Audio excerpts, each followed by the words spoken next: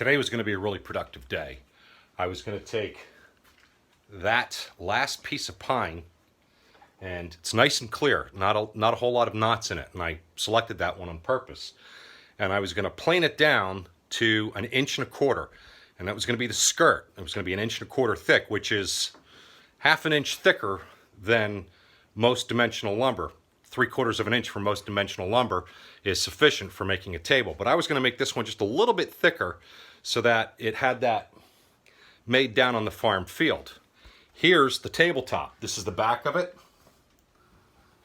And swing it over so you can see the front.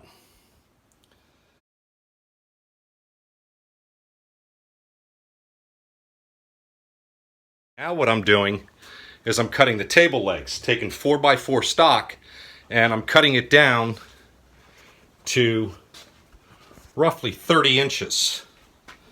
This is about how tall the table leg is going to be. And here is an example of the table leg. So here's the table leg, and it's got a shaker style to it. You can see that it's angled in a little bit as it comes down here and over here as well. And there'll be a mortise, I'll show you that later, here, and a mortise here. And the skirt is going to have a tenon on it, and that's going to let into the mortise, and we'll see that later. What I'm doing now is what's known as a production cut. I have these 4x4s, 4 of which will be the legs. I also have 2 as backups, just in case the wood splits or I make a mistake. More likely I make a mistake. But I need these cut exactly to 29 inches. And my table saw, although it's a nice sized table saw, it only goes out to 25 inches from the blade. And that's not enough, obviously. I could measure and cut, but there's always some variability in that. And in addition to that, I didn't show you when I was cutting these, my table saw blade is not tall enough to cut straight through 4 inches of lumber. This chop saw also is just shy of 4 inches. In fact, I've already cut this piece, and you can see that there's just a little bit left here at the end, and I'll use my hand saw there to trim off the last little bit.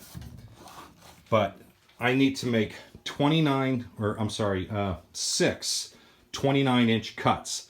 So what I've done is set up my chop saw with a stop block here, and I've made sure that each end is cut flush and at 90 degrees to the facing surfaces, and I'm putting them into the chop saw, and I will cut all of them almost all the way through and then use my hand saw to finish up.